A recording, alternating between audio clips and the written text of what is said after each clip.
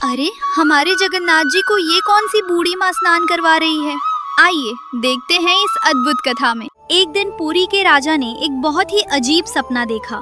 सपने में साक्षात भगवान जगन्नाथ खड़े हैं, लेकिन उनका चेहरा उतरा हुआ है। वे दोनों हाथों से अपना पेट पकड़े हुए हैं और दर्द से कराह रहे हैं। राजा घबराहट में हाथ जोड़कर खड़े हैं और तभी ठाकुर जी राजा को उलाहना देते हुए बोले, कैसे राजा हो तुम? तुम्हारे राज में मेरी माँ का अपमान हो गया। मेरी माँ मेरे लिए पेट दर्द की दवा लेकर आई थी, पर तुम्हारे सिपाहियों ने मेरी माँ को मंदिर के दरवाजे से भगा दिया, उसे बहुत धक्के दिए। अब मेरा पेट दुख रहा है। जब तक मेरी माँ मुझे अपने हाथों से दवा नहीं देगी, मेरा ये दर्द नहीं जाएगा। राजा हड़बड़ा कर नींद से जागे। उनका पूरा शरीर पसीने से भीगा हुआ था और वे बुरी तरह हांफ रहे थे। उनके दिमाग में ठाकुर जी की वही बात गूंज रही थी, मेरी माँ को भगा दिया। राजा को कुछ समझ नहीं आया, ऐसा कैसे हो गया कि किसी को मंदिर में जाने से रोक दिया जाए, और वो भी कोई ऐसी भक्त जिसे भगवान खुद अपनी माँ कह रहे हों। भगवान की माँ कौन हो सकती है? बिना एक पल की देरी किए रात के उस अंधेरे में ही राजा ने अपने मुख्य प्रहरियों को बुलवा लिया। राजा बहुत घबराए हुए स्वर में बोले, अभी के अभी पूरे नगर में ढूंढो। एक बूढ़ी माँ है जो भगवान को अपना बेटा मानती है। वो भगवान के लिए कोई दवा लेकर आई थी। वो कहाँ रहती है, जल्दी पता लगाओ। हमसे बहुत बड़ी गलती हो गई है। सिपाही तुरंत दौड़ पड़े।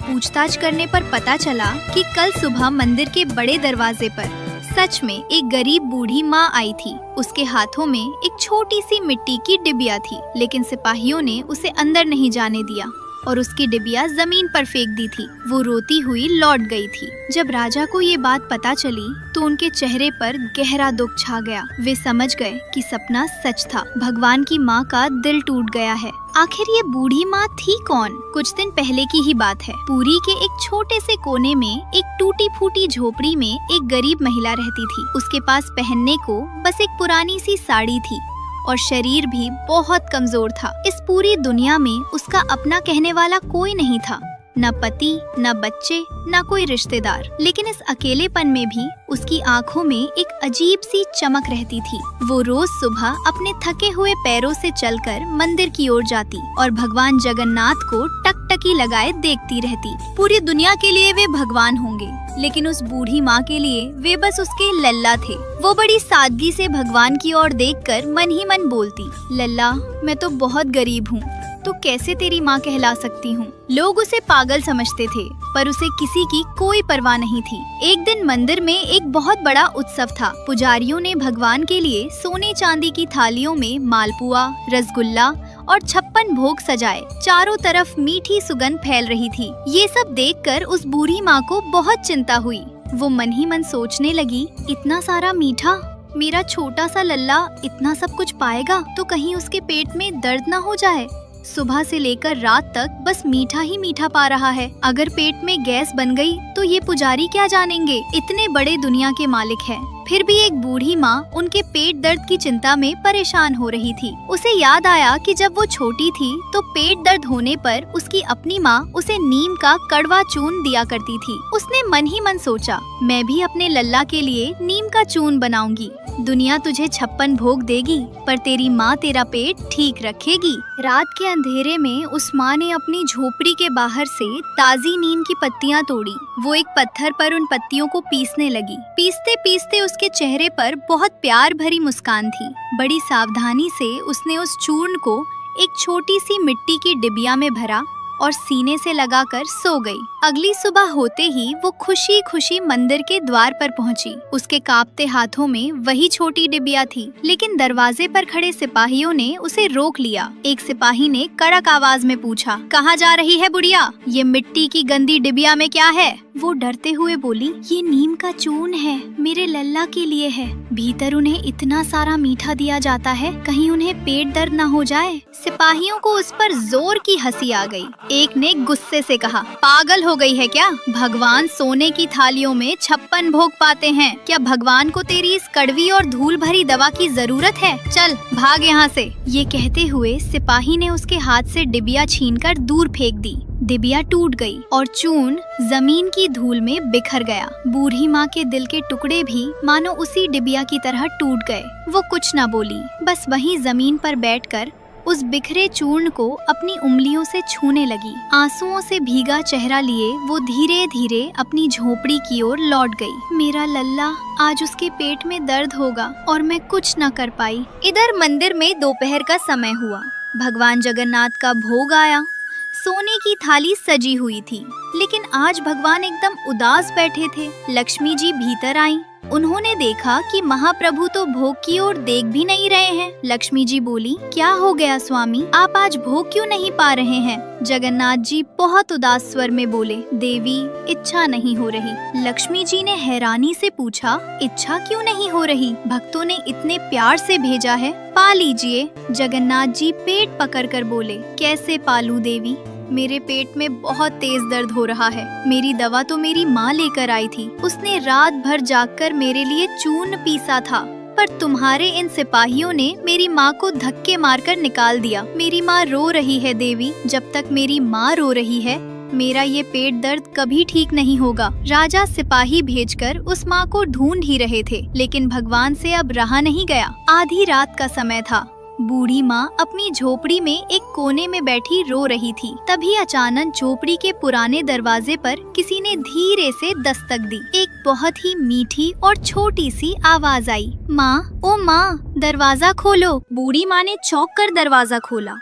सामने देखा तो एक छोटा सा, सांवला सा और बहुत ही प्यारा सा बच्चा खड़ा था। उसके घुंघराले बाल थे, बड़ी बड़ी आंखें थीं और वो अपना पेट पकड़े हुए था। बच्चा बोला, माँ, तुमने सही कहा था। इतना सारा मीठा पाकर मेरे पेट में बहुत तेज दर्द हो रहा है। वो सिपाही बहुत बुरे हैं, उन्होंने तुम्हें भगा दिया। मुझे अपना वो चूर्ण दे दो ना माँ। बूढ़ी माँ उसे देखते ही पहचान गई।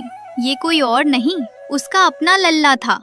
साक्षात भगवान एक छोटे बच्चे का रूप लेकर उसकी झोपड़ी में आ गए थे। माँ ने बिना कुछ सोचे उस सांवले बच्चे को गले से लगा लिया। माँ बोली, मैंने कहा था ना कि इतना मीठा मत पाना। किसी ने मेरी सुनी ही नहीं। रुक, तू बैठ, मैं अभी ताज़ा चूर्ण पीस कर लाती हूँ। माँ ने तुरंत ताज़ी नीम की पत्तियाँ निकाली और अपने लल्ला के सामने पीसने लगी। लल्ला चुपचाप एक जगह बैठकर माँ को देख रहा था। चूर्ण तैयार हुआ और माँ ने अपने हाथों से उसे अपने लल्ला को दिया। ठाकुर जी ने तुरंत चूर्ण पा लिया और उनके चेहरे पर एक बड़ी सी मुस्कान आ गई। लल्ला बोला, वाह माँ, अब मेरे पेट का दर्द एकदम ठीक हो गया। तभी बूढ़ी माँ का ध्यान लल्ला के शरीर पर गया। रात के अंधेरे में मंदिर से भागकर आने के कारण लल्ला के हाथ पैर धूल और मिट्टी से सने हुए थे। माँ बोली, अरे लल्ला, तू तो पूरा गंदा हो रखा है।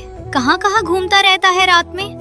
ला, पहले तुझे अच्छे से नहला देती हूँ। माँ ने रात के समय लकड़ी जलाकर थोड़ा सा पानी गर्म किया, फिर लल्ला को एक छोटी सी चौकी पर बिठाया। दुनिया के पालनहार एकदम चुपचाप एक छोटे और सीधे बच्चे की तरह चौकी पर बैठे थे। माँ ने बड़े प्यार से पानी डालकर अपने हाथों से लल्ला के हाथ पैर धोए, उनका माथा साफ किया। नहलाने के बाद माँ ने अपनी ही पुरानी साड़ी के पल्लू से भगवान का शरीर पोंछा। लल्ला नहाकर एकदम साफ हो गया तो अपनी बड़ी बड़ी आंखों से माँ को देखकर बोला, माँ, चूर्ण से पेट तो ठीक हो गया, पर अब मुझे बहुत तेज भूख लगी है। तुम्हारे पास कुछ है क्या? माँ मुस्कुराई और बोली, बेटा, मेरे गरीब के घर में 56 भोग तो नहीं है, बस थोड़े से चावल और दाल रखे हैं। मैं तेरे लिए अभी ताज़ी खिचड़ी बना देती हूँ, वो बहुत हल्की होती है, तेरे पेट को भी आराम मिलेगा। माँ ने मिट्टी के चूल्हे पर आग जलाई और बड़े प्यार से खिचड़ी पकाने लगी। चूल्हे के धुएं से माँ की आंखें जल रही थीं, पर दिल में इतनी खुशी थी कि वो सब भूल गई। कुछ ही देर में गरम गरम खिचड़ी बन गई।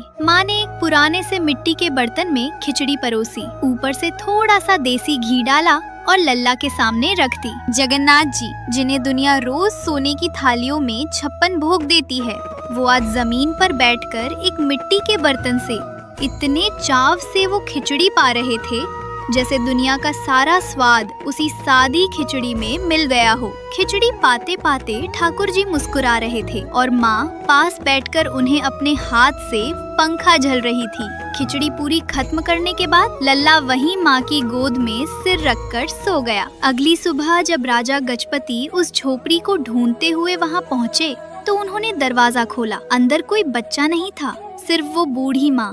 आंखें बंद किए, चेहरे पर एक बहुत ही प्यारी मुस्कान लिए बैठी थी। झोपड़ी के अंदर एक बर्तन में थोड़ी सी खिचड़ी प्रसाद के रूप में बची हुई थी और पूरे घर में एक बहुत ही मीठी और दिव्य सुगंध फैली हुई थी। राजा सब कुछ समझ गए। वे रोते हुए उस माँ के पैरों में गिर पड़े और बोले, माँ, आप कितनी धन्य हैं। पूरी दुनिया भगवान को मंदिर में पूजती है, पर भगवान खुद आपसे नहाने और आपके हाथ की खिचड़ी पाने के लिए रात में आपकी झोपड़ी में आ गए। उस दिन से पूरा नगर उस बूढ़ी माँ को लिंगी माता के नाम से जानने लगा और श्री जगन्नाथपुरी में आज भी ये परंपरा है कि भगवान को भोग अर्पित करने के बाद उनका पेट ठीक रखने के लिए उन्हें नीम का चूर्ण भोग लगाया जाता है। प्यारे भक्तजनों, अगर आपको ये वीडियो पसंद आई हो तो लाइक, शेयर और सब्सक्राइब करना ना भूलें। जय जगन्नाथ।